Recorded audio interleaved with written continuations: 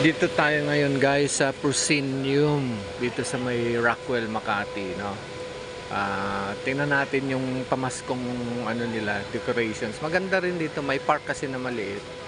Tapos pwedeng maglaro yung mga bata, ang mga aso, pinapakawalan nila diyan.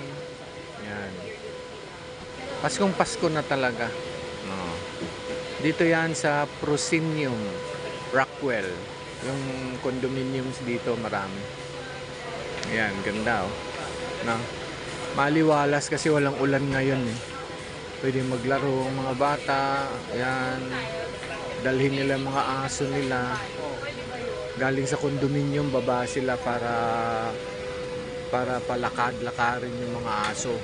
Para hindi naman siya tawag nito, makulong sa bahay. Ayan na.